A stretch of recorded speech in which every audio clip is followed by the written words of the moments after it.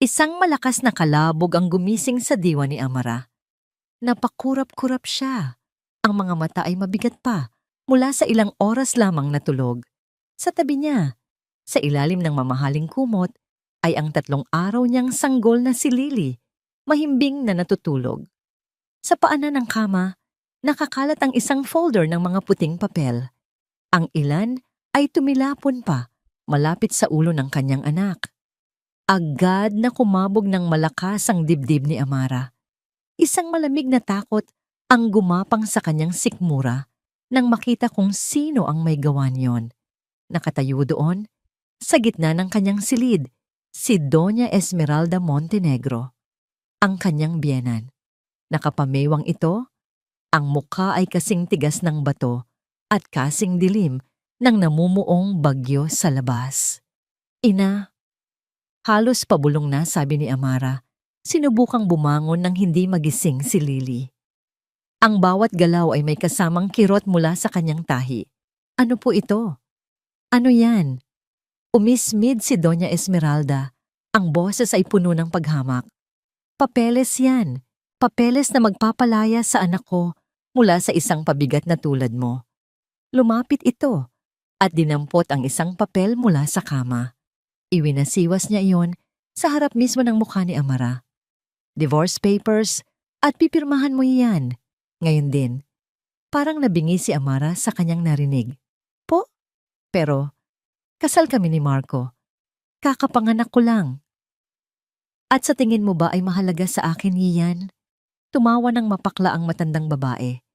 Simulat sa pool, sinabi ko na kay Marco na isa kang pagkakamali. Isang hamak na ampon na walang pinanggalingan. At ang batang yan, tinuro niya si Lily na may sukdulan na pandidiri, ay isa lang patunay ng kamalasan na dala mo sa pamilyang ito. Bawat salita ay parang matalim na punyal na tumatarak sa puso ni Amara. Init at kirot ang naramdaman niya sa kanyang mga mata. Hindi po totoo yan. Mahal ako ni Marco. Pag-ibig. Muling tumawa si Doña Esmeralda. Ang pag-ibig ay hindi nakakain, Amara. Ang kapangyarihan at pangalan ang mahalaga. Isang bagay na hinding-hindi mo maibibigay. Kaya tapusin na natin to. Ibinato niya ang isang ballpen sa kandungan ni Amara. Pirmahan mo na! Nanginginig ang mga kamay ni Amara habang nakatitig sa papel. Nakita niya ang pangalan niya at ang pangalan ni Marco. Isang kasunduan na isinusuko niya ang lahat ng karapatan bilang asawa, kapalit ng wala ni isang kusing. Hindi ko gagawin to. Gagawin mo. Ang boses ni Doña Esmeralda ay naging malamig at puno ng pagbabanta. Kung hindi, sisiguraduhin kong hindi mo na makikita pang muli ang anak mo.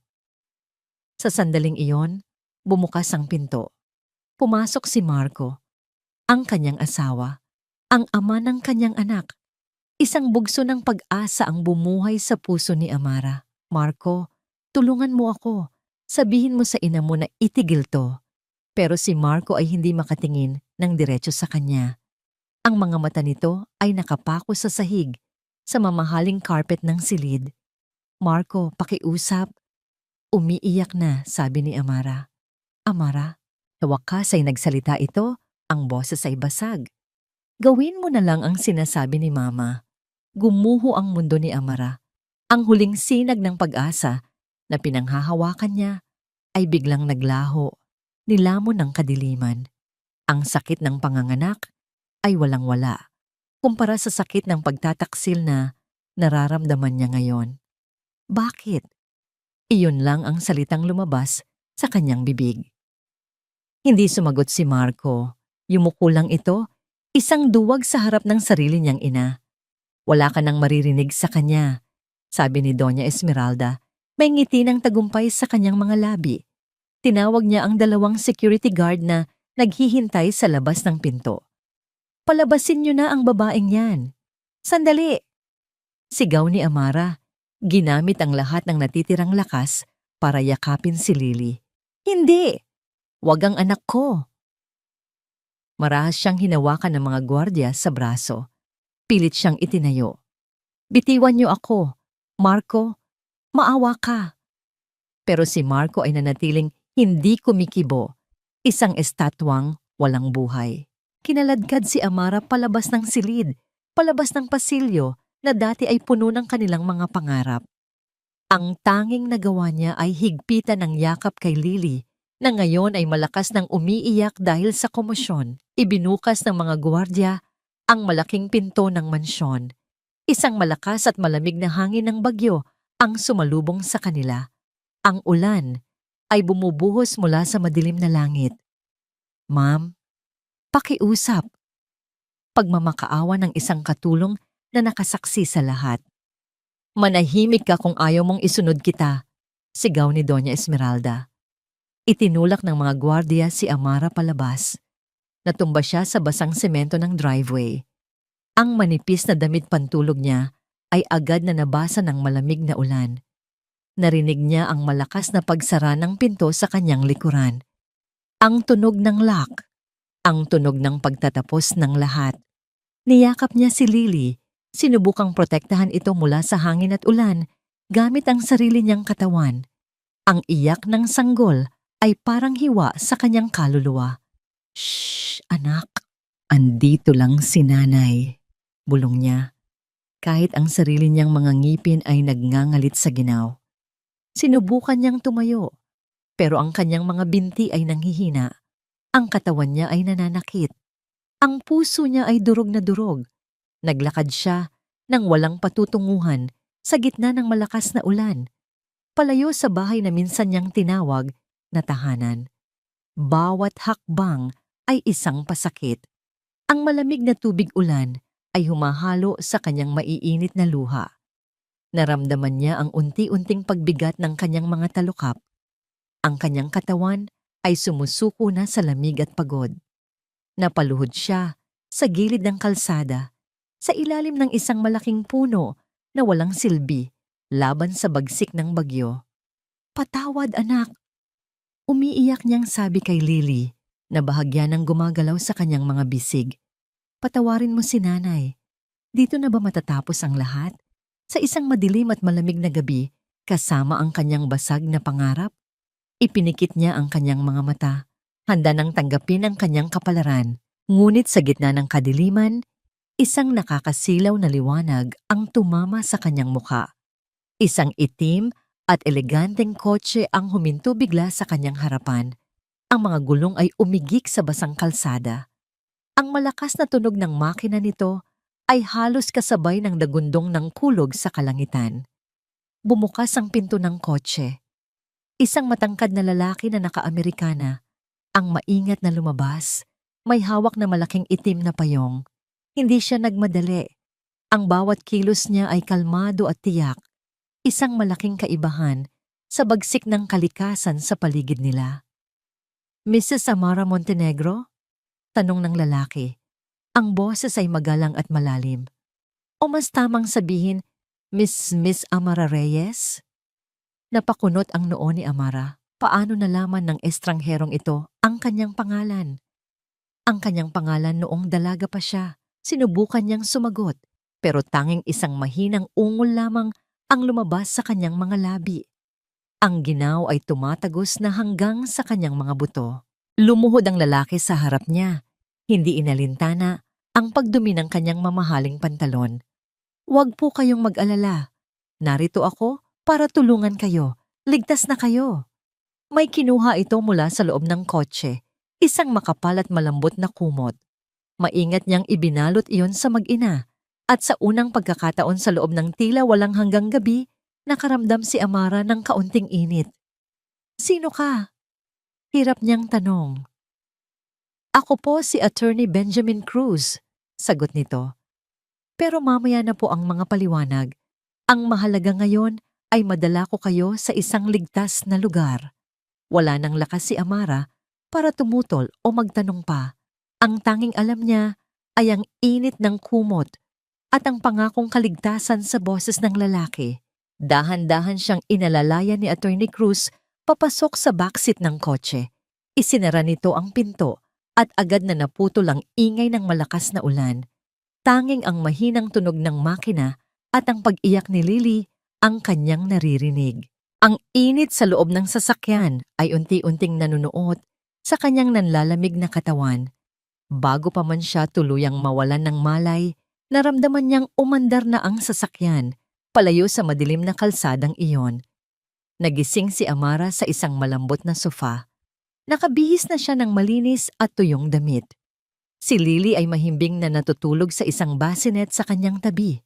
Balot sa isang mainit na pranela, may isang babaeng nakaunipormeng puti, isang private nurse na tahimik na nagbabantay sa sanggol. Iginala ni Amara ang kanyang paningin. Nasa loob siya ng isang napakalawak at eleganteng kwarto. Mula sa salaming bintana, na mula sahig hanggang kisame, tanaw niya ang kumikinang na mga ilaw ng buong syudad. Ang bagyo ay humina na at napalitan ng ambon. Mabutit gising ka na, Miss Reyes. Napalingon siya. Nakatayo roon si Attorney Cruz. May hawak na isang tasa ng mainit na tsaa. Isang doktor ang sumuri sa inyo kanina habang natutulog kayo. Ayos naman daw kayo pareho ni Lily. Kailangan niyo lang ng pahinga at masustansyang pagkain. Inabot nito ang tasa sa kanya. Nanginginig pa rin ang mga kamay ni Amara habang tinatanggap iyon.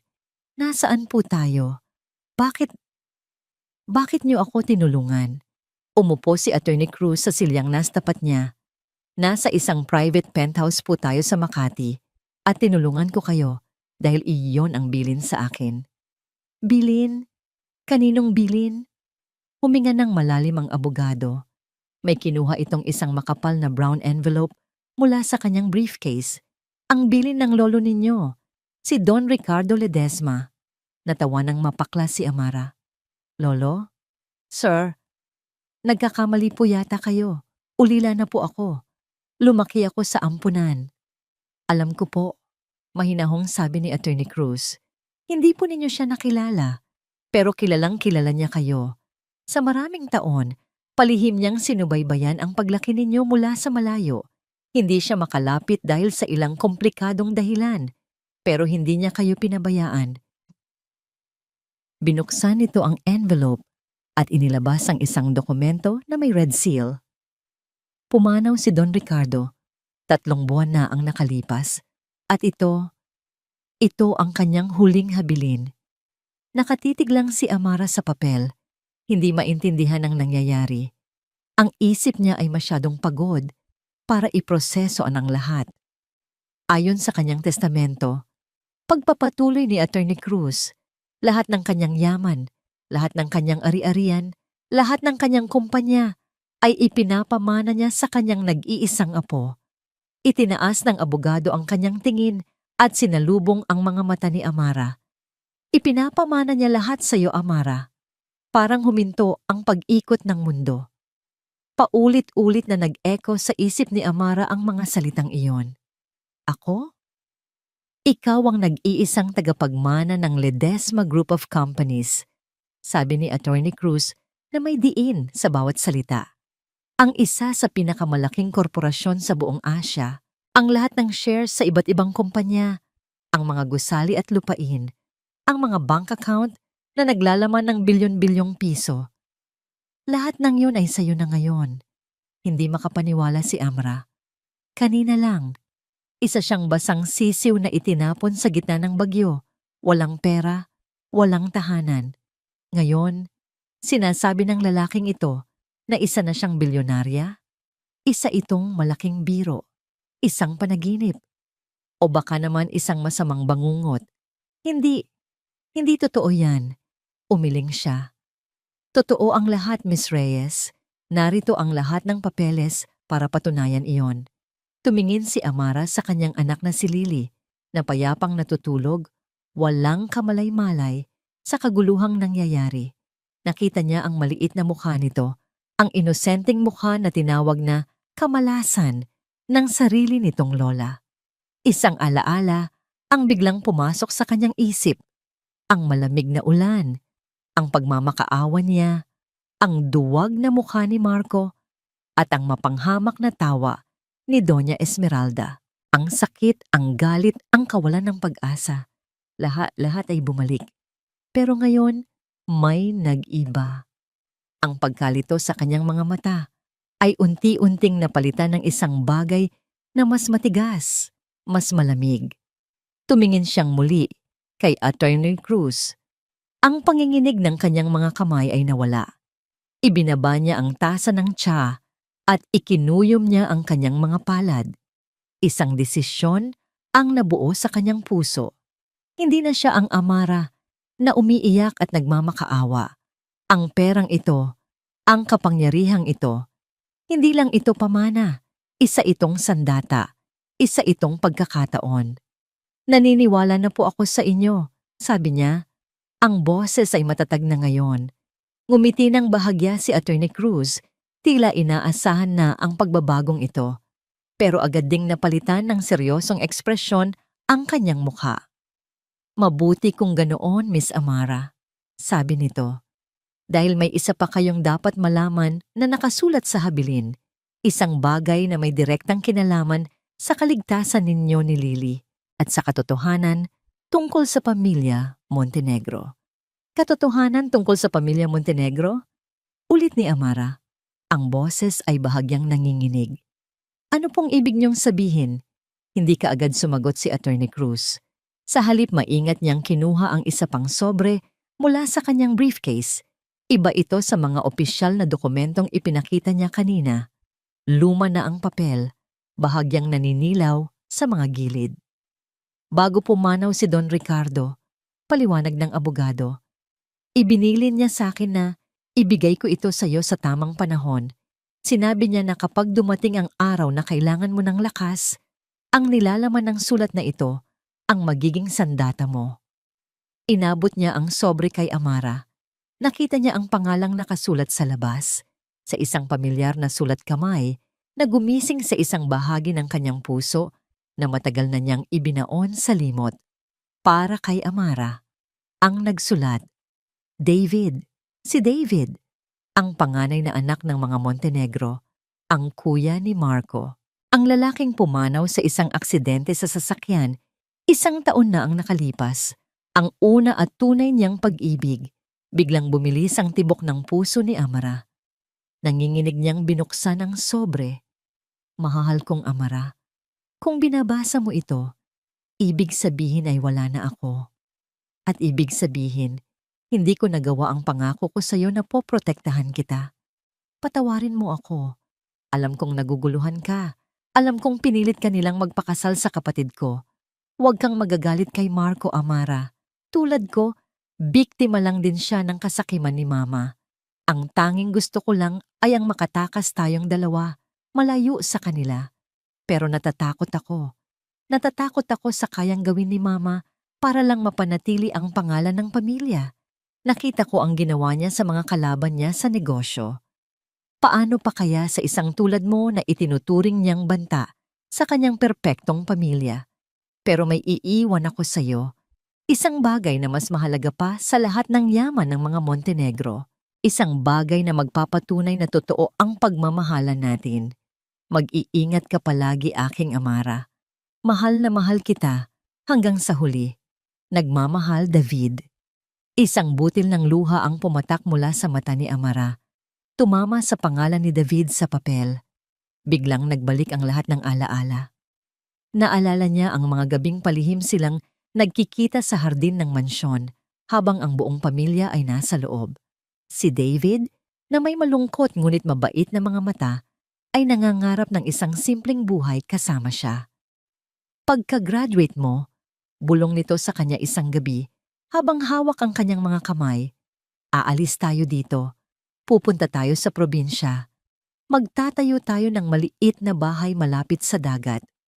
Paano ang pamilya mo? Tanong niya. Ikaw ang tagapagmana. Hindi mahalaga yon, sagot ni David.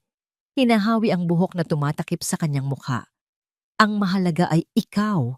Ikaw ang yaman ko, Amara. Iyon ang huling gabi na nakita niyang buhay si David. Kinabukasan, nabalitaan na lang niya ang nangyari.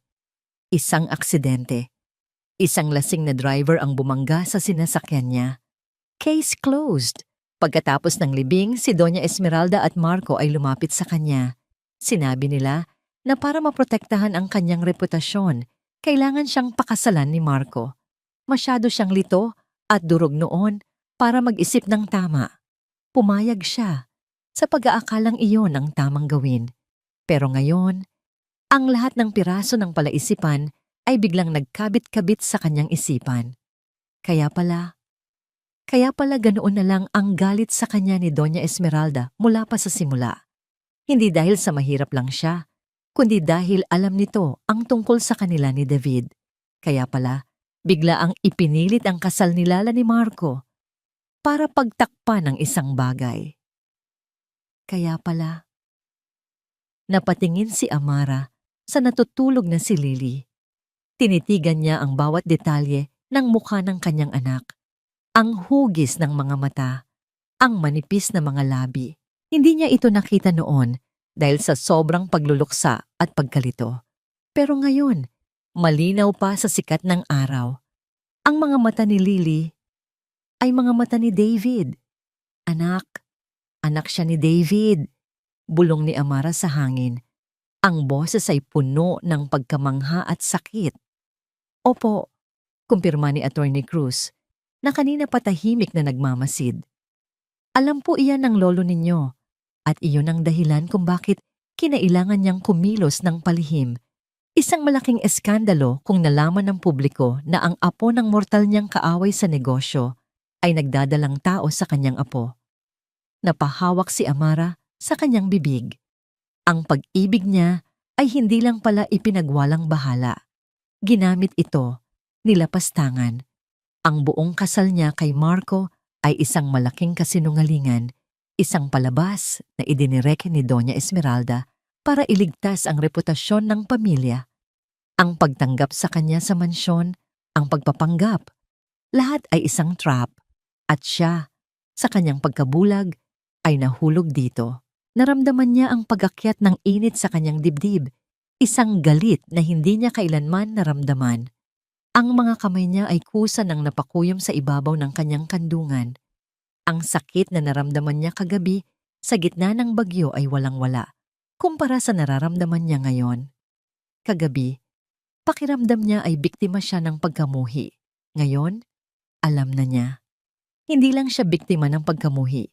Biktima siya ng isang masalimuot at malupit na panlilinlang. Yumuko si Amara at marahang hinaplos ang pisngi ni Lily. Hindi lang ito para sa akin, anak. Bulong niya, ang bawat salita ay may bigat ng isang panunumpa. Para ito sa hustisya ng tatay mo. Nag-angat ng tingin si Amara. Ang kanyang mga mata ay hindi na puno ng luha. Napalitan iyon ng apoy. Isang determinasyon na kayang tumupok ng lahat ng hahadlang sa kanya. Tumayo siya at lumakad papunta sa salaming bintana. Tumingin siya sa kanyang refleksyon. Ang babaeng nakikita niya ay hindi na ang mahinang Amara na itinapon sa ulan. Isa na siyang ina, isa na siyang tagapagmana, at isa na siyang babaeng may misyon. Humarap siya kay Attorney Cruz. Ang kanyang mukha ay kalmado, ngunit ang kanyang mga mata ay nagliliyab. Ihanda mo ang lahat. Utos niya. Ang boses ay matatag at walang bahid ng pag-aalinlangan. Simulan na natin ang pagbabago. 8 linggo. Sa loob ng 8 linggo, namatay ang dating Amara Reyes. Ang unang nawala ay ang kanyang buhok. Ang mahaba at alon-alon niyang buhok na sumasayad hanggang baywang. Ang buhok na laging hinahaplos ni Marco at sinasabing paborito nito ay walang awang ginupit. Ngayon, hanggang balikat na lang ito. Tuwid at matalim ang bagsak. Isang praktikal na estilo na hindi nag-iiwan ng lugar para sa sentimiento. Nakatitig siya sa kanyang refleksyon sa malaking salamin ng walk-in closet. Ang babaeng nakatingin pabalik ay hindi na pamilyar. Ang mga mata niya ay pareho pa rin, ngunit ang dating lambot ay napalitan ng isang matigas na determinasyon. Wala nang bakas ng luha o takot. Mama Mara, handa na po ang sasakyan, sabi ng kanyang bagong personal assistant mula sa intercom. Okay? I'm coming, sagot niya. Ang boses ay kalmado at kontrolado. Pinili niya ang isang itim na power suit at isang pares ng matutulis na stiletto. Habang isinusuot niya ang kanyang armor para sa araw na yon, isang alaala ang sumagi sa kanyang isipan, ang pakiramdam ng magaspang at basang semento sa kanyang balat, ang ginaw ng ulan, ang kawalan ng pag-asa. Ikinuyom niya ang kanyang mga palad. Hindi na muli. Hinding-hindi na muli siyang luluhod at magmamakaawa kanino man.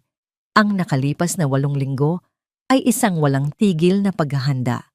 Ang bawat araw ay hinati-hati sa pagitan ng iba't ibang pagsasanay. Sa umaga, nasa isang private gym siya, pinag-aaralan ang Krav Maga. Ang bawat suntok sa punching bag, ang bawat pagtadyak ay may kasamang alaala ng galit. Ang sakit sa kanyang mga kalamnan ay isang paalala na ang kahinaan ay isang pagpipilian. Natutunan niyang gawing lakas ang sakit, gawing sandata ang bawat hibla ng kanyang katawan. Sa tanghali hanggang gabi, ang kanyang utak naman ang hinahasa. Kasama si Attorney Cruz at ang pinakamagagaling na financial analyst ng Ledesma Group, nilamon niya ang daan-daang pahina ng mga financial report, legal document, at market analysis. Ang mga salitang dati ay parang ibang lengguwahe sa kanya. Leveraged buyout, hostile takeover, asset liquidation, ay naging mga salita sa kanyang bagong bokabularyo. Mga salita na gagamitin niya para wasakin ang isang imperyo. Sa hating gabi, kapag tulog na si Lily sa mga bisig ng yaya, hindi pa rin siya natutulog. Nakaupo siya sa kanyang opisina, pinag-aaralan ng isang particular na folder. Montenegro Corporation. Kinabisan niya ang bawat numero, bawat kahinaan, bawat sikretong utang ng kumpanya. Ngayon, ang araw ng kanyang unang pagpapakilala. Pagpasok ni Amara sa boardroom ng Ledesma Group, naramdaman niya ang titig ng 10 miyembro ng board. Puro sila mga matatandang lalaki na dekada na sa industriya, mga kaibigan at kasosyo ng kanyang lolo Ricardo. Nakikita niya ang pagdududa sa kanilang mga mata. Sino ang batang babaeng ito na bigla na lang lumitaw at umupo sa trono?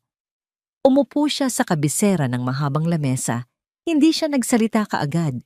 Hinayaan niyang pag-aralan nila siya, tulad ng pag-aaral niya sa kanila sa nakalipas na mga linggo. "Good morning, gentlemen."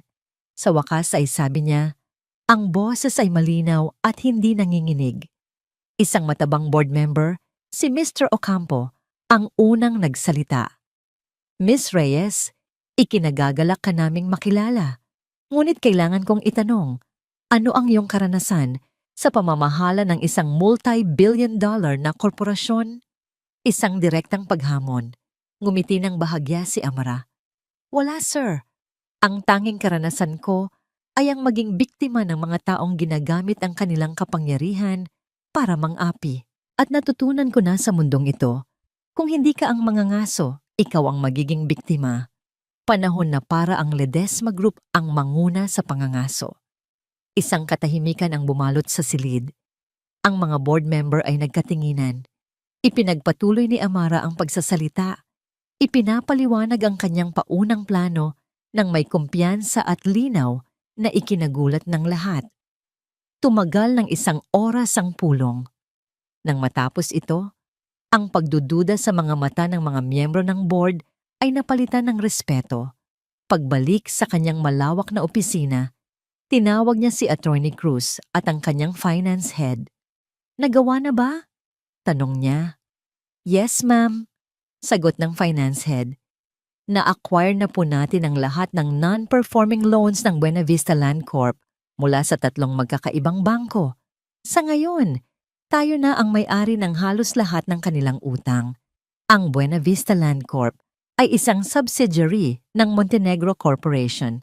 Ito ang kanilang pinakamalaking proyekto, ngunit ito rin ang may pinakamalaking utang. Isang vulnerableng bahagi ng kanilang imperyo." Tumango si Amara.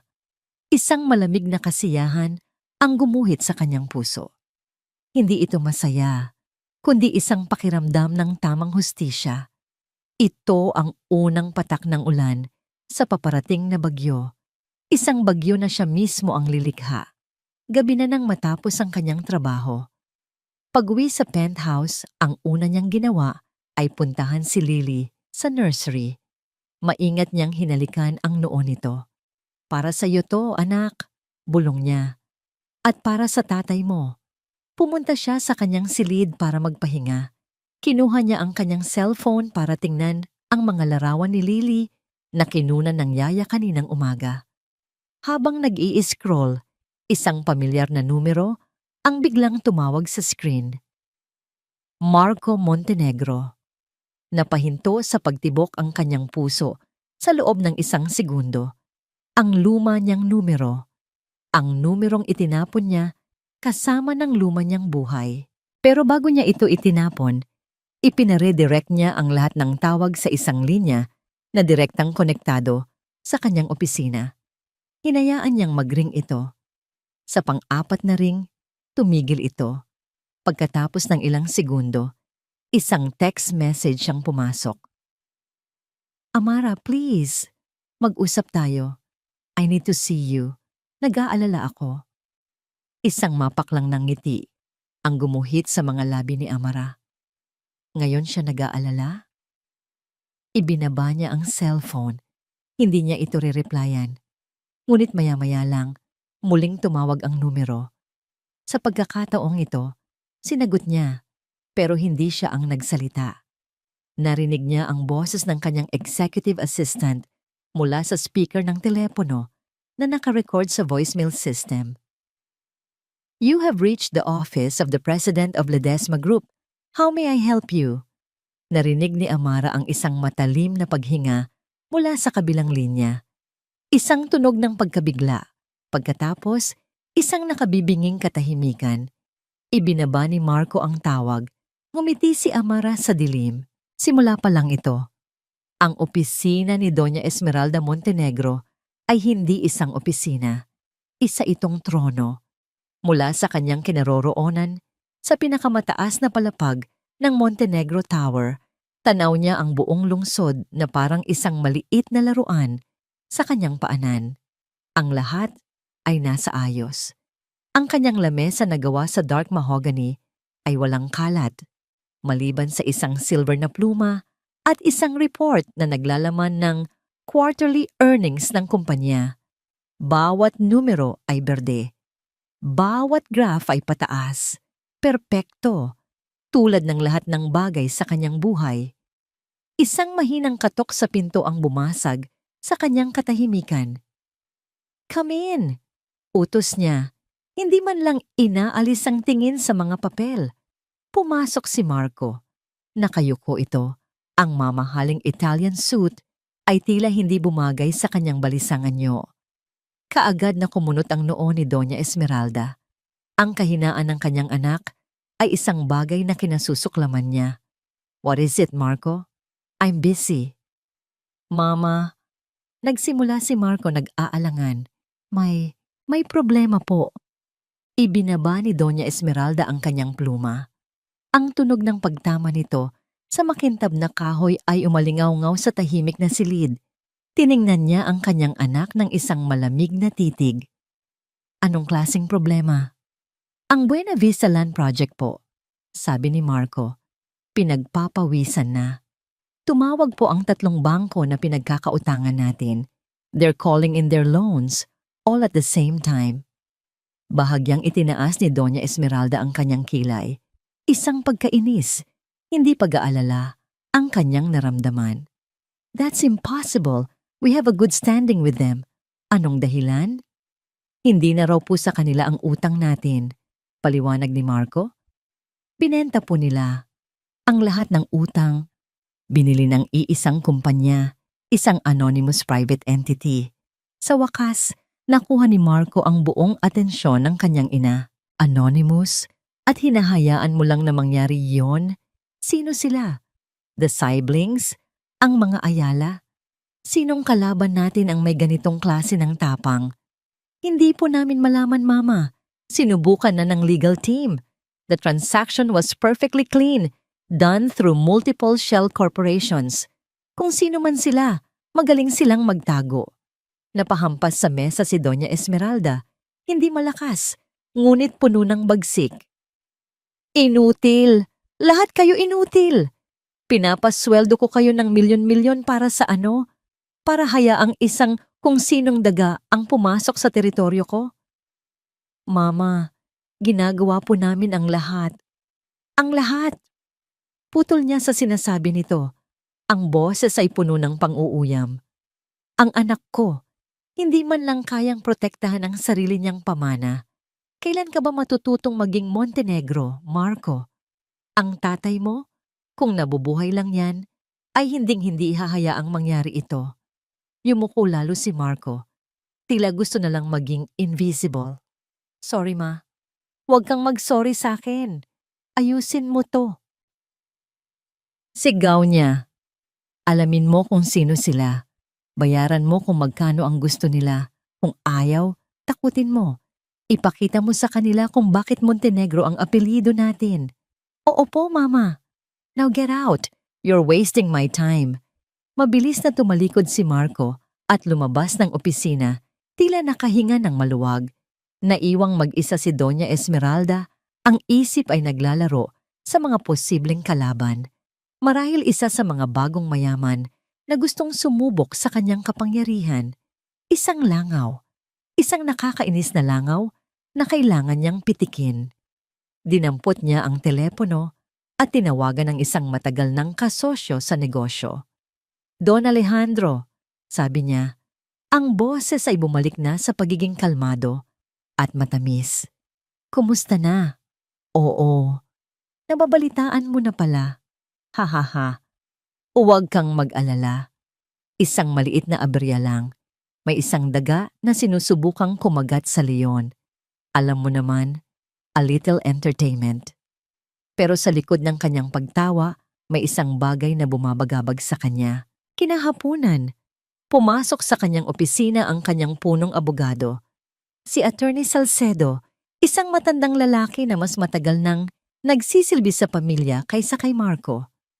Doña Esmeralda, sabi nito, ang mukha ay seryoso. Attorney, huwag mong sabihing pati ikaw ay nababahala sa maliit na problemang ito.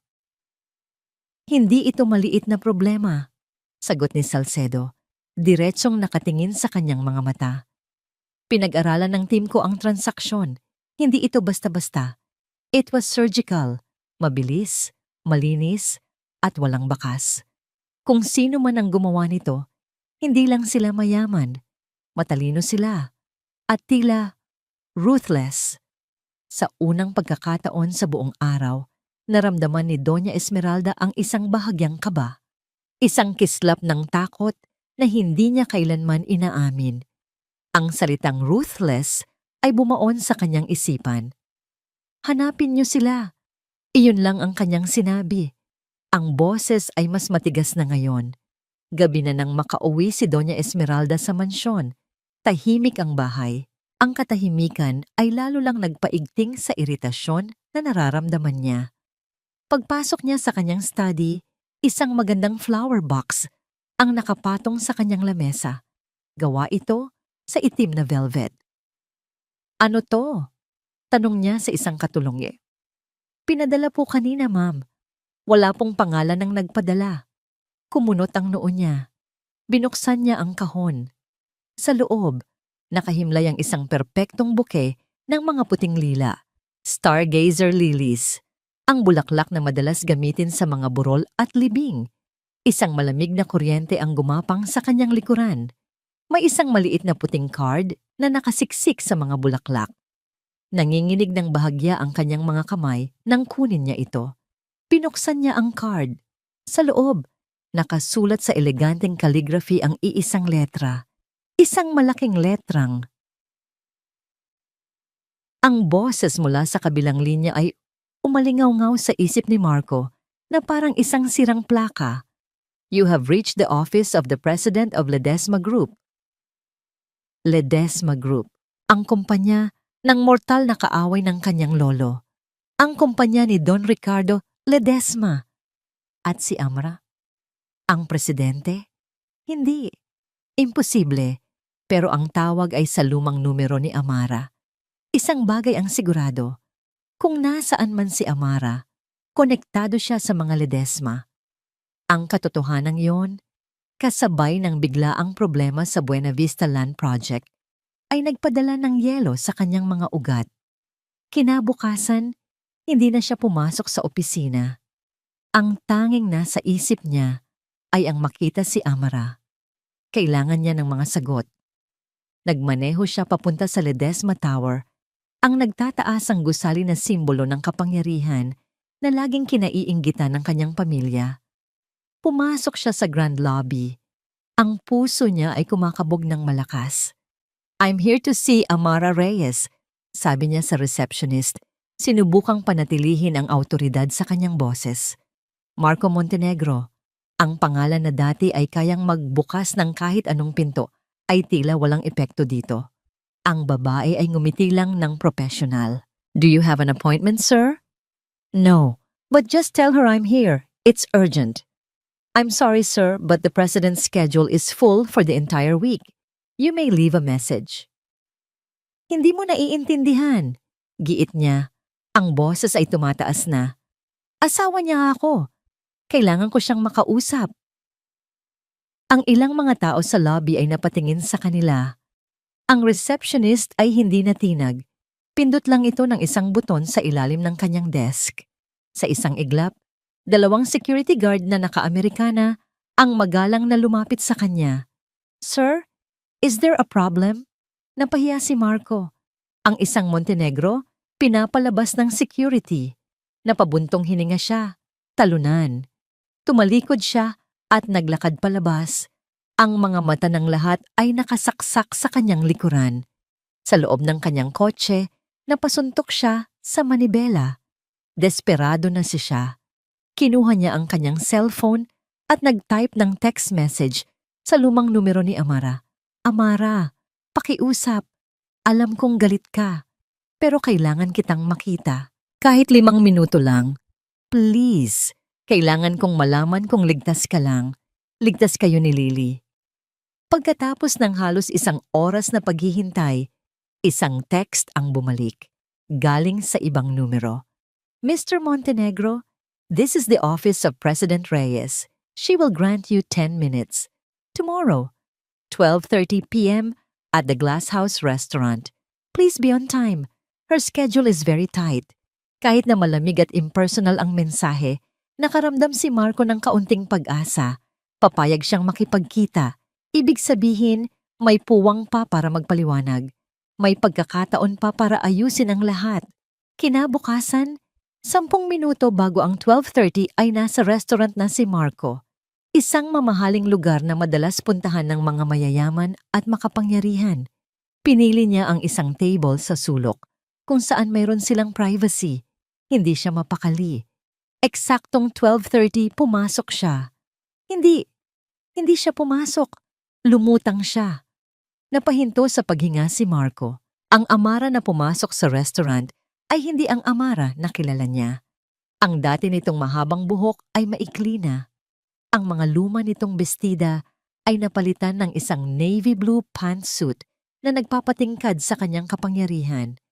Ang bawat hakbang niya sa kanyang stiletto heels ay may tunog ng kumpiyansa.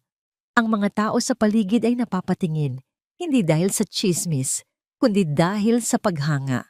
Lumapit ito sa table at umupo, ni hindi man lang ngumiti. Ang mga mata nito, iyon ang pinakamalaking pagbabago. Ang dating maamo at mapagmahal na mga mata ay ngayon ay kalmado, malamig, at tila kayang tumingin sa kaibuturan ng kanyang kaluluwa. "Amara," halos pabulong niyang sabi. "You have 10 minutes, Marco. What is it?" Tanong nito. Ang boses ay flat at walang emosyon. Natigilan si Marco. Hindi ito ang inaasahan niya. "Kumusta ka na?" Si Lily?" "We're fine." Maikling sagot nito. "Is that all?" "Hindi. Amara, I'm sorry. I'm so sorry sa nangyari. Natakot lang ako kay Mama. Hindi ko sinasadya. Huwag mong gamitin ang ina mo bilang dahilan." Putol nito sa kanya. Ang boses ay nanatiling malamig. "May sarili kang pag-iisip, Marco. Pinili mong maging duwag. Pinili mong talikuran ng asawa at anak mo. That's on you, not on her. Ang bawat salita ay parang sampal. Pero mahal kita, Amara. Mahal ko kayo. Sabi niya, ang boses ay basag na. Gusto kong bumawi. Patawarin mo ako. Sa wakas, nakita niya ang isang kislap ng emosyon sa mga mata nito. Ngunit hindi ito pag-ibig o awa. Ito ay panguyam. Tumayo si Amara. Tila tapos na ang usapan. Huwag ka munang umalis. Pakiusap. Pagmamakaawa niya, tumayo na rin. Tumingin ito sa kanya, diretso sa kanyang mga mata. At sa isang iglap, nakita niyang muli ang babaeng minahal niya. Pero ngayon, nakikita niya ito sa huling pagkakataon na parang isang multo. Ang hinahanap mo ay ang babaeng tinapon mo sa ulan. Sabi nito, ang boses ay mahina, ngunit matalim. Ang babaeng umiyak at nagmakaawa sa iyo. Huminga ito ng malalim. Patay na siya. Gumuho ang lahat ng pag-asa ni Marco. Naramdaman niya ang sakit, ang pagsisisi, ang hiya. Tumalikod na si Amara para umalis. Ngunit bago ito tuluyang lumayo, huminto ito at lumingon ng bahagya. Lumapit itong muli. Ang mukha ay ilang pulgada na lang ang layo sa kanya at bumulong. Isang bulong na mas malakas pa sa sigaw. Isang bulong na sumira sa natitirang lakas sa kanyang mga tuhod. Alam ko ang lahat. Naramdaman niya ang mainit nitong hininga sa kanyang tainga. Tungkol kay David, napaurong si Marco na parang sinaksak. Ang dugo ay nawala sa kanyang mukha. Nanlaki ang kanyang mga mata sa purong takot. Tumalikod na si Amara at naglakad palayo. Nang hindi na muling lumingon, iniwan si Marco na nakatayo doon, nanginginig, basag, at nilalamon ng isang sikretong akala niya ay matagal nang nakalibing. Ang taunang Grand Charity Gala ay ang pinakamalaking pagtitipon ng mga elite sa bansa. Isang gabi kung saan ang kapangyarihan at yaman ay ipinaparada sa anyo ng mga mamahaling gown, kumikinang na alahas, at mga pekeng ng ngiti. Para kay Amara, isa itong digmaan. At ang kanyang kasuotan ngayong gabi ay ang kanyang baluti. Habang nasa loob ng kanyang chauffeured car, tiningnan niya ang kanyang refleksyon sa salamin. Isang babaeng nakasuot ng isang blood red, off-shoulder gown na yumayakap sa kanyang bagong hubog na katawan. Ang kanyang leeg ay pinalamutian ng isang simpleng diamanteng kwintas, isang piraso mula sa koleksyon ng kanyang lola na hindi pa nakikita ng publiko. Ang kanyang buhok ay nakaayos sa isang eleganteng bun, at ang kanyang labi ay pininturahan ng parehong kulay dugo ng kanyang damit. Hindi niya halos makilala ang sarili, ngunit sa likod ng lahat ng glitz at glamour, ang kanyang mga mata ay nanatiling matatag at nakapokus. Kinakabahan po ba kayo, ma'am? Tanong ni Attorney Cruz mula sa passenger seat sa harap. Huminga ng malalim si Amara, ang kamay ay nakakuyom sa kanyang kandungan. Hindi ito kaba, attorney. Ito ay anticipation. Huminto ang sasakyan sa harap ng grand ballroom ng isang 5-star hotel. Pagbukas ng pinto, isang pader ng mga kumikislap na ilaw ng kamera at mga sigawan ng media ang sumalubong sa kanya. Hindi siya natinag. Naglakad siya sa red carpet ng may kumpiyansa. Ang bawat hakbang ay may layunin. Pagpasok niya sa ballroom, halos lahat ng usapan ay huminto. Ang mga ulo ay lumingon. Ang mga bulungan ay nagsimula. Sino siya? She's stunning. Parang pamilyar ang mukha niya. Iginala ni Amara ang kanyang paningin.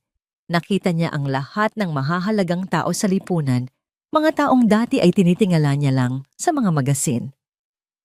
Ngayon, siya ang sentro ng kanilang atensyon.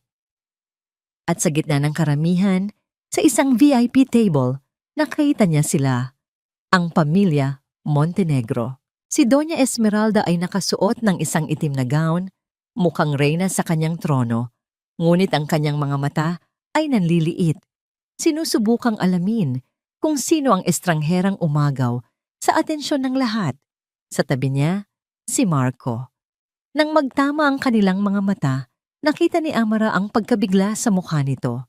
Ang kulay ay nawala sa kanyang pisngi. Ang hawak nitong baso ng champagne ay bahagyang nanginig. Isang maliit, malamig na ngiti ang sumilay sa labi ni Amara. Iyon pa lang, isang maliit na tagumpay na. Naglakad siya papunta sa table na nakareserba para sa kanya sa tabi mismo ng entablado. Hindi pinapansin ang mga titig na nakasunod sa kanya. Pagkatapos ng ilang sandali, umakyat sa entablado ang host ng gabi. Ladies and gentlemen, anunsyo nito, ngayong gabi, we are honored to have with us the new driving force behind one of the country's biggest conglomerates, ang bagong presidente at chairwoman ng Ledesma Group. Please welcome Miss Amara Reyes. Isang malakas na palakpakan ang umalingaw-ngaw. Kung mayroon mang pagdududa kanina, ngayon ay napalitan na ito ng pagkamangha. Ang pangalang Ledesma ay may bigat na katumbas ng ginto. Pero sa table ng mga Montenegro, ang palakpakan ay parang tunog ng isang bombang sumabog.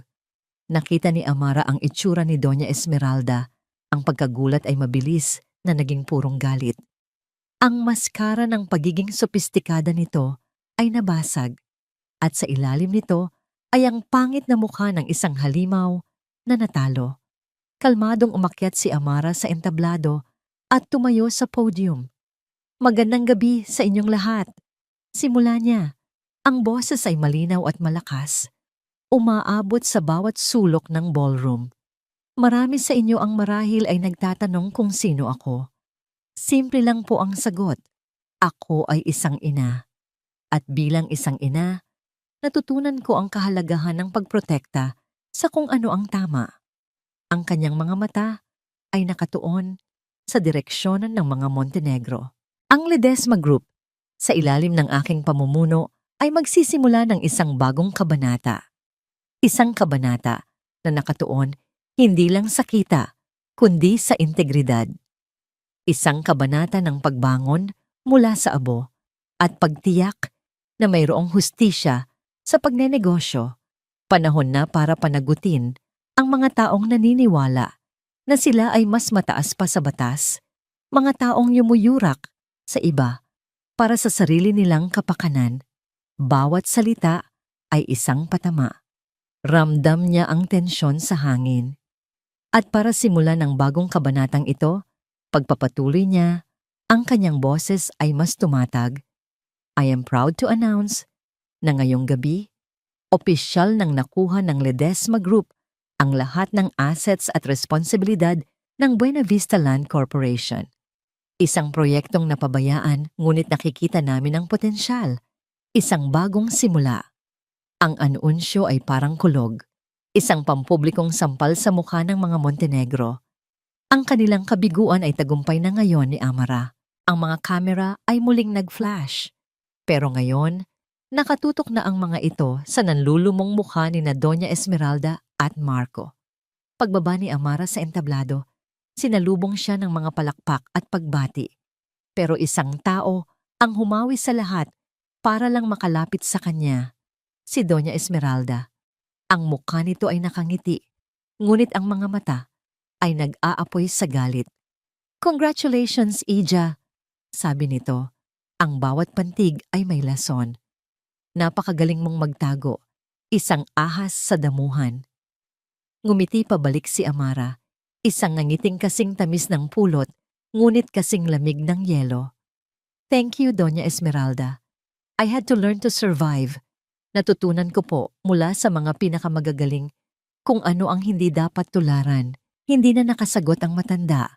Sa harap ng daan-daang kamera, ang tanging nagawa niya ay tumalikod at maglakad palayo.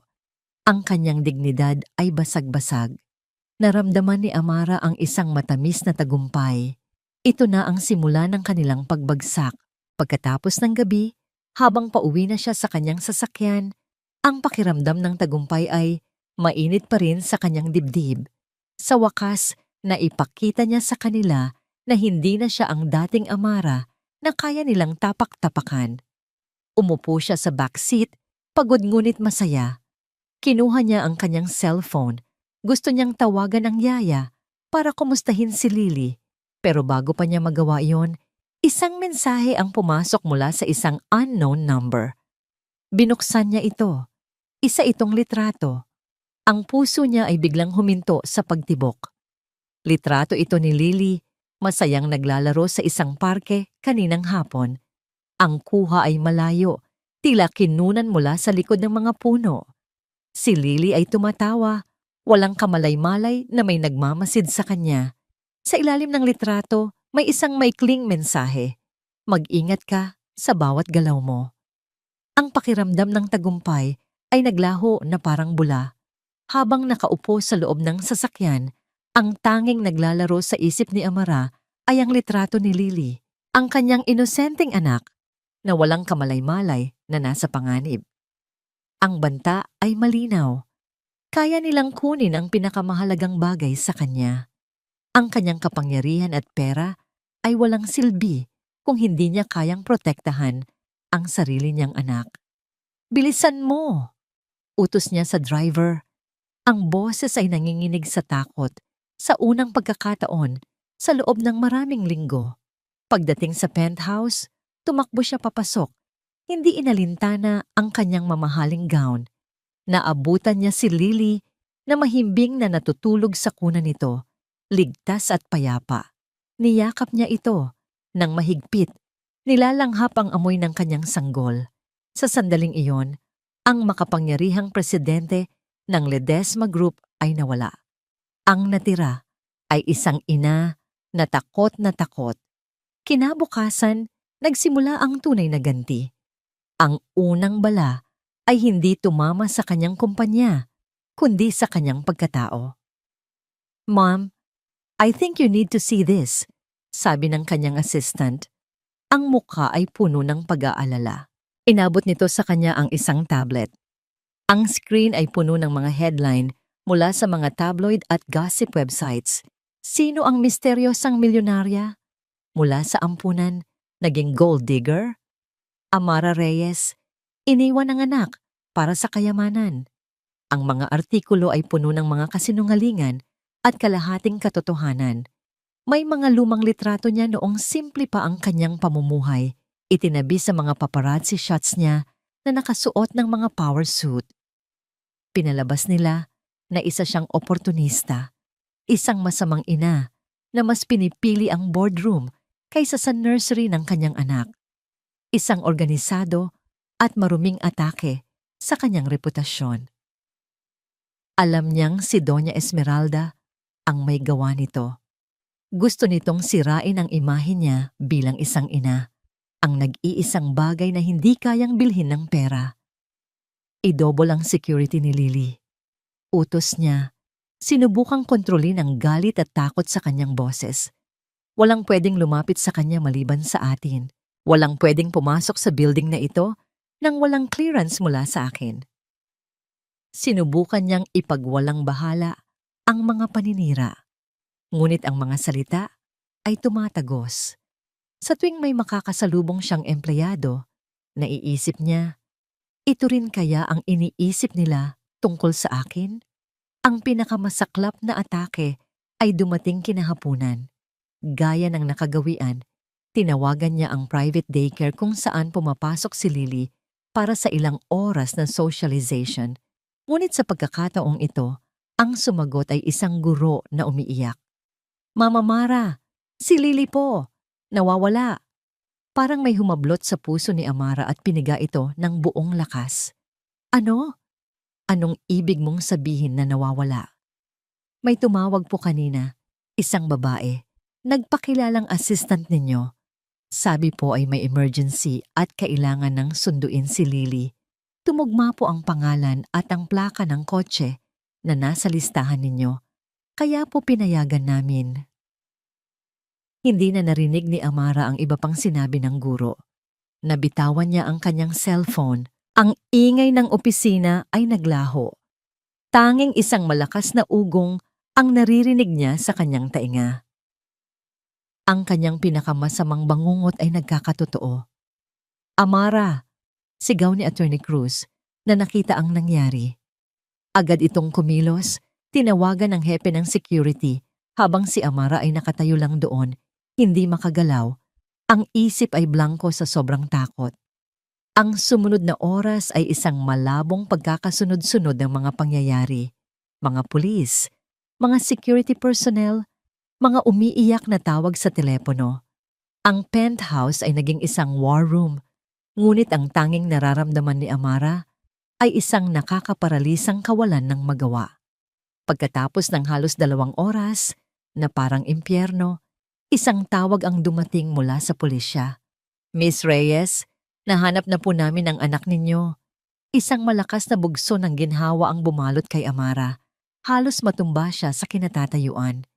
Salamat sa Diyos. Nasaan siya? Ayos lang ba siya?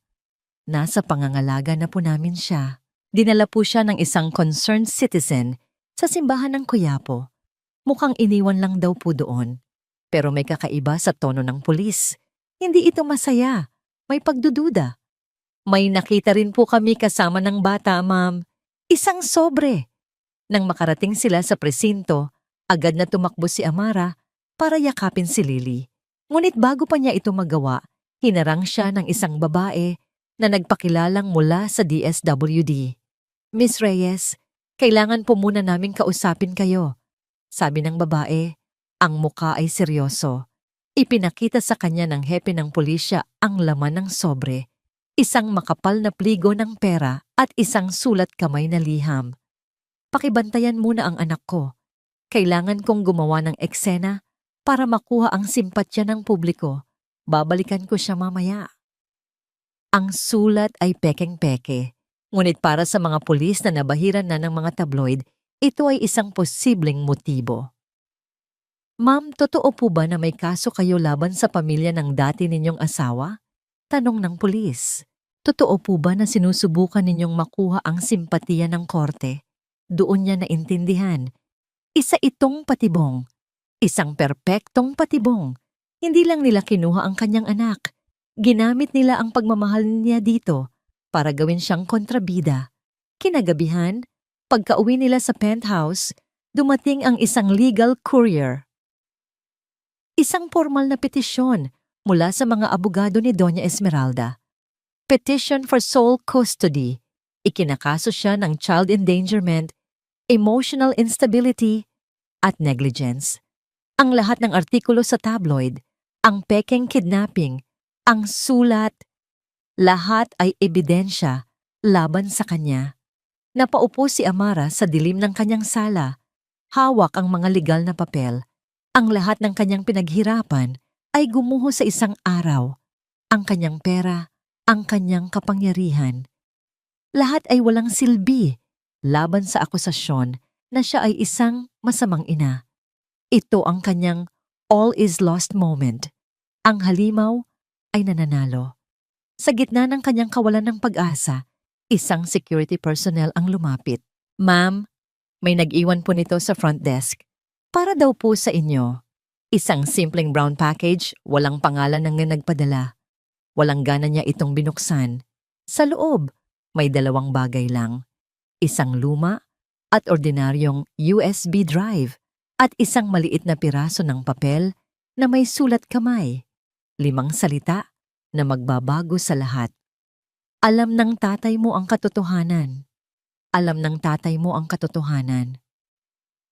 Ang mga salitang yon ay paulit-ulit na umikot sa isip ni Amara. Sino ang nagpadala nito? Isang tao mula sa nakaraan ni David? Isang taong nakakaalam ng mga sikreto ng mga Montenegro. Nanginginig ang mga kamay niya habang isinasaksak ang USB drive sa kanyang laptop.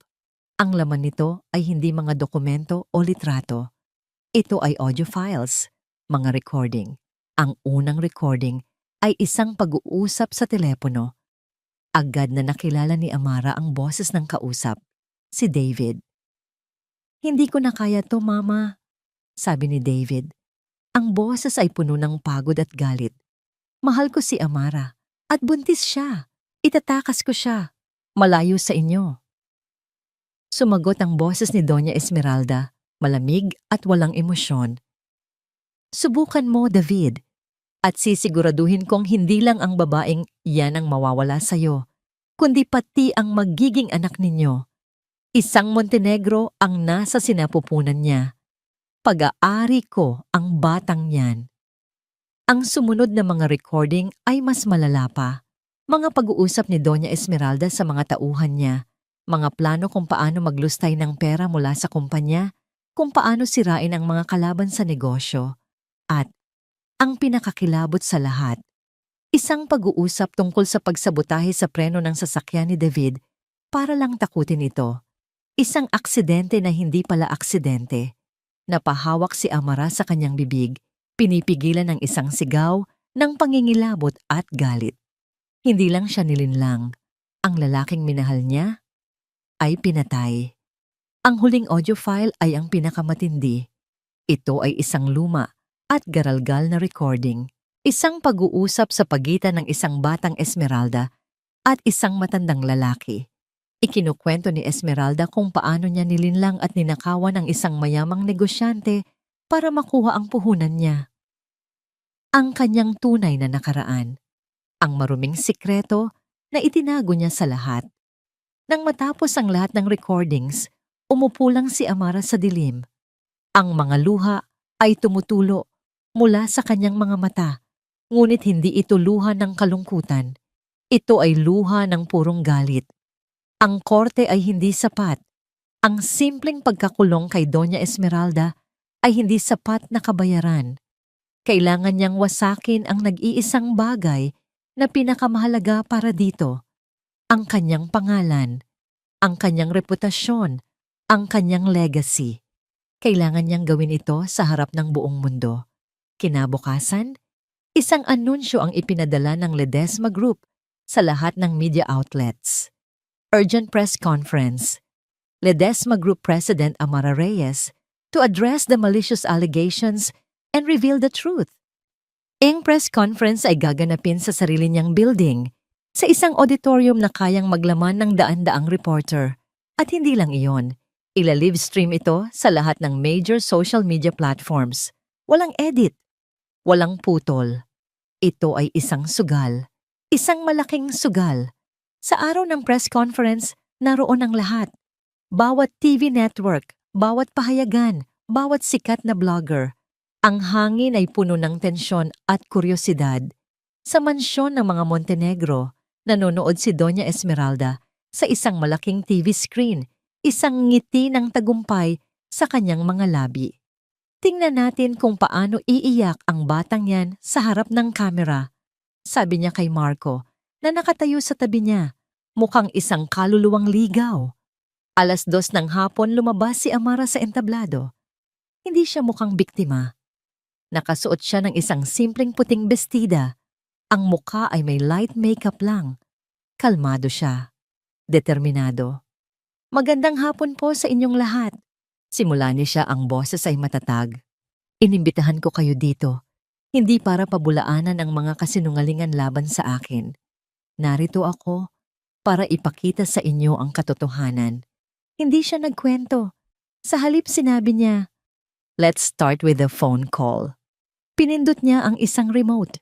Ang boses ni David at ni Doña Esmeralda ay umalingaw-ngaw sa buong auditorium. Isang kolektibong paghinga ng pagkagulat ang narinig mula sa mga manonod. Sa mansyon, nanigas si Doña Esmeralda sa kanyang kinauupuan. "Mama," bulong ni Marco, nanginginig. Isa-isang pinatugtog ni Amara ang mga recording, ang pagnanakaw, ang paninira, ang plano sa aksidente. Bawat audio file ay isang pako sa kabaong ng pangalan ng mga Montenegro. Ang mga reporter ay hindi na makapagsulat sa sobrang pagkabigla. Milyon-milyong tao ang nanonood online. Ang comment section ay sumasabog sa galit. "Ang mga ito," sabi ni Amara, habang ang huling recording ay nagtatapos, "ay ang mga sikreto ng pamilyang gustong kumuha sa aking anak. Isang pamilyang binuo sa kasinungalingan at dugo." Pagkatapos, humarap siya sa isang particular na camera na parang direktang kinakausap ang mga nanonood sa kanilang mga bahay. "At para kay Doña Esmeralda," sabi niya, ang kanyang mga mata ay nag-aapoy. "May isa pa akong huling revelasyon. Pinatugtog niya ang huling audio file, ang boses ng isang batang Esmeralda. Ipinagmamalaki ang kanyang panloloko. Ang pundasyon ng Montenegro Empire, deklara ni Amara, ay hindi galing sa marangal na dugo. Galing ito sa pagnanakaw. Ang reyna ay isang impostor. Iyon na ang huling dagok. Sa screen ng TV, nakita ni Marco na napahawak sa dibdib ang kanyang ina. Ang mukha nito ay namutla. Ang mga mata ay nanlalaki sa takot at galit. Sinubukan nitong tumayo, ngunit nanghina ito at bumagsak sa sahig. "Mama!" sigaw ni Marco. Sa auditorium, tinapos ni Amara ang kanyang talumpati. "Hindi ako humihingi ng simpatiya," sabi niya.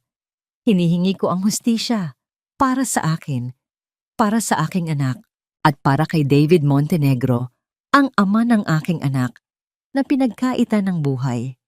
Sa gitna ng nakabibinging katahimikan na sinundan ng isang malakas na pagbulahaw mula sa mga media, nakita ni Amara ang pagdating ng mga pulis sa labas ng auditorium, patungo sa kanya. Ngunit hindi siya ang kanilang sadya. Kasabay nito, sa live feed mula sa isang news helicopter, ipinakita ang pagdating ng maraming police car sa tarangkahan ng mansyon ng mga Montenegro. Tapos na ang laro. Ang huling imahe sa live stream ay ang mga pulis na pumapasok sa mansyon para arestuhin ang matandang babae na nakahandusay sa sahig, habang ang kanyang anak ay nakatayo lang doon, tulala, sa gitna ng gumuhong kaharian. Ang mga sumunod na araw ay isang malakas na alon ng balita. Gumuho ang Montenegro Corporation na parang isang kastilyong buhangin na tinamaan ng dambuhalang alon. Ang stock market value nito ay bumagsak sa zero. Ang mga kasosyo sa negosyo ay nagunahan sa pag-atras. Ang mga bangko ay humahabol sa kanilang mga utang. Ang pangalang minsan ay kinatatakutan at iginagalang ay naging simbolo ng kahihiyan. Nanonood si Amara mula sa tahimik na penthouse, ngunit ang kanyang atensyon ay wala sa TV screen na nagbabalita ng pagbagsak. Nasa anak niyang si Lily ito, na masayang naglalaro sa sahig, kinakagat ang isang teether. Ayon sa balita, si Doña Esmeralda ay nasa hospital arrest. Inatake ito sa puso matapos ang live stream at nananatiling nasa kritikal na kondisyon, binabantayan ng mga pulis. Ang mga kaso laban dito ay patong-patong: corporate fraud, tax evasion, at ang pinakamabigat sa lahat, ang muling pagbubukas ng kaso ng pagkamatay ni David Montenegro. Naramdaman ni Amara, walang galak, walang kasiyahan sa paghihiganti. Tanging isang malawak na espasyo ng kapaguran. Tapos na ang giyera. At sa wakas, pwede na siyang magpahinga. Isang hapon, habang papunta siya sa elevator para sa isang pulong, hinarang siya ng isang pamilyar na anino sa lobby ng Ledesma Tower.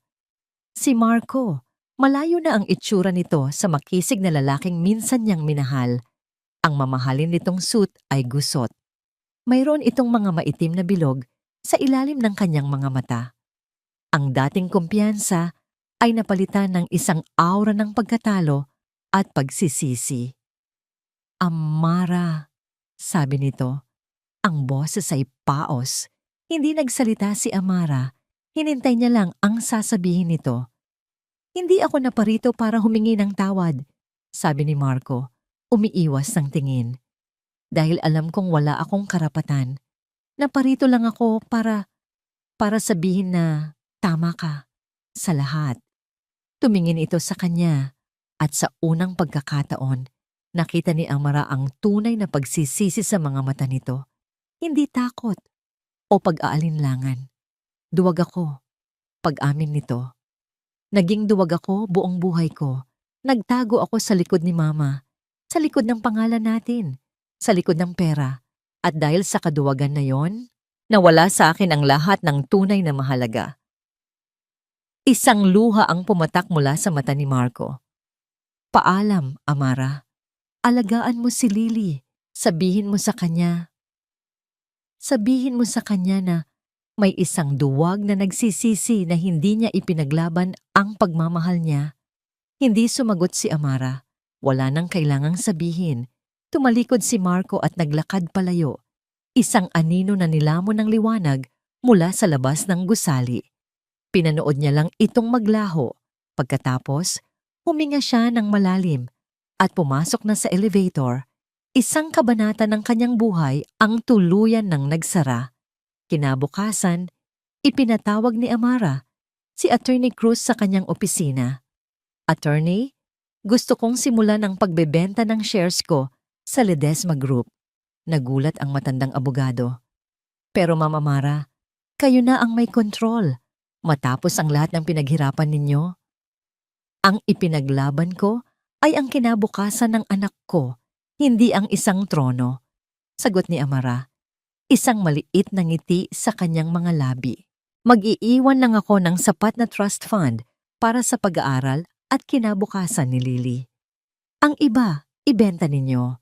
Gusto ko ng isang simpleng buhay, isang payapang buhay. Nakita ni Attorney Cruz ang determinasyon sa mga mata ni Amara. Hindi na ito ang babaeng puno ng galit na naghahangad ng paghihiganti. Ito ay isang inang naghahangad ng kapayapaan. Tumango ang abogado. Masusunod po, Ma'am President. Makalipas ang ilang linggo, malayo sa ingay at gulo ng syudad. Ang araw ay nagsisimula pa lang sumikat. Ang langit ay may kulay kahel at rosas. Nakaupo si Amara sa puting buhangin ng isang tahimik na beach, kung saan ang tanging maririnig ay ang banayad na hampas ng alon sa dalampasigan. Karga niya si Lily, na ngayon ay halos isang taong gulang na. Itinuturo ng bata ang papalabas na araw, bumubulol ng mga salitang siya lang ang nakakaintindi. Niyakap ni Amara ang kanyang anak ng mahigpit. Naramdaman niya ang init ng katawan nito, ang tibok ng maliit nitong puso. Ang lahat ng sakit, lahat ng luha, lahat ng laban, lahat ay may halaga para sa sandaling ito. Hinalikan niya ang tuktok ng ulo ni Lily habang pinapanood nila ang araw na unti-unting umaangat mula sa karagatan, nagbibigay liwanag at pag-asa sa isang bagong mundo. Ito na ang simula natin, anak, bulong niya, ang ating bukang liwayway. At dito po nagtatapos ang kwento ng pagbangon at pag-asa ni Amara para sa kinabukasan ng kanyang anak na si Lily. Sa lahat ng aming minamahal na tagapakinig, maraming salamat po sa inyong pagsama sa amin sa bawat kabanata ng kwentong ito. Salamat sa bawat pag-iyak, sa bawat pagkuyom ng inyong mga palad sa galit, at sa bawat pag-asa na inyong naramdaman kasama si Amara. Ang pagsulat sa paglalakbay ni Amara ay isang emosyonal na karanasan para sa amin. Ito ay isang paalala na sa likod ng bawat babaeng tila mahina ay may nakatagong lakas na kayang bumago ng mundo, lalo na kapag ang kapakanan ng kanyang anak ang nakataya. Nais naming iparating sa pamamagitan ng kwentong ito na ang tunay na kapangyarihan ay hindi nasusukat sa pera o posisyon. Ito ay matatagpuan sa tibay ng puso ng isang ina, sa tapang na bumangon mula sa pagkakalugmok at sa pagpiling-piliin ng kapayapaan para sa isang bagong simula. Ngayon, nais po naming marinig ang inyong saloobin. Ano ang pinakamahalagang aral na inyong natutunan mula kay Amara? Ano ang eksenang pinakatumatak sa inyong puso? Ibahagi po ninyo ang inyong mga komento sa ibaba. Ang inyong mga boses ay mahalaga sa amin. Hanggang sa ating susunod na kwento. Muli, mula sa puso ng aming team, maraming salamat po. Mag-iingat po kayo palagi.